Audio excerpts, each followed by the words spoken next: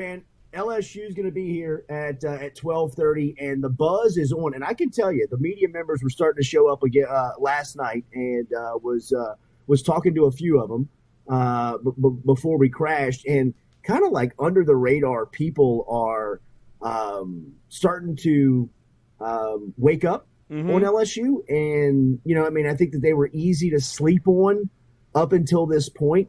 But when you look up and they're bringing B.J. Ojulari, Mike Jones Jr., and Jack Besh to SEC Media Day, that kind of got the conversation going last night of maybe this roster isn't as bad as we thought it was, just from around the conference. And look, I told, some of the media members I was just kind of hanging with for a few minutes, guy from Georgia, a guy from Texas A&M, and a guy from Auburn, I get it. Like, I think it was easy, even locally, to kind of fall into the trap after January 4th of watching LSU play, kind of wondering what the hell are they going to look like next year, especially at, positions like defensive back, offensive line.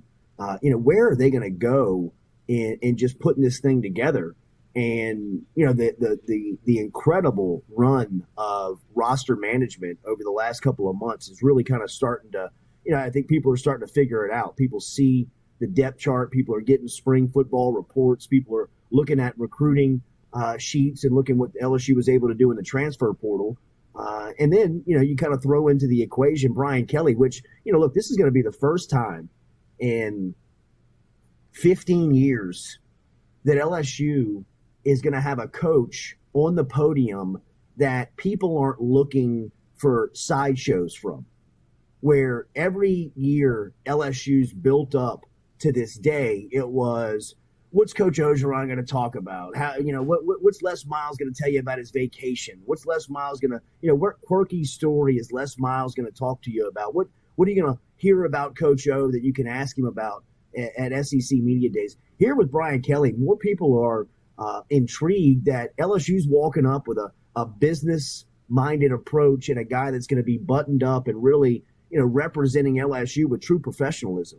We're not the only ones that are talking about that in the SEC. I think when people are talking about LSU outside of the market, that there's a lot of people off the air that are saying LSU might have got it right. Yeah, they're starting to come together a little bit. Yeah. Yeah, they might have got their guy where they've got him for a decade, and they finally got somebody in there that's not a sideshow. But yeah, That's where I think whenever we even look back at this hire, obviously there's a lot of candidates that were kind of rumored to be like, what's LSU going to do? What direction are they going to go? And I think the first and most important thing on Woodward's list was, can I get some stability here? Like, we've seen what LSU can do even when it's so volatile, they're still able to win.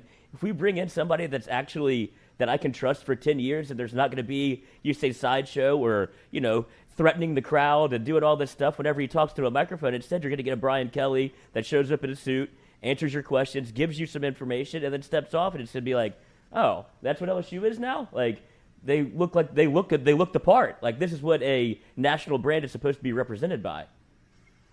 And look, B.J. Ojulari, there's a lot of talk about B.J. and really kind of what this season could mean to him. B.J.'s coming home today. He's coming back to the state of Georgia, right here in Atlanta, where he's from, so he's going to feel very comfortable, obviously, being in this setting. Behind Will Anderson, you talk to a lot of people, B.J. Ojulari is considered to be the second best defensive end in this league. Now, look, Will Anderson might be the best player in college football. He might be a Heisman Trophy candidate before it's all said and done. He feels like right now he's going to be the number one player taken in next spring's draft. But outside of that, you talk about a position that's obviously highly evaluated. Everybody's looking at it's a strong position in need. You see these come off the draft board very early.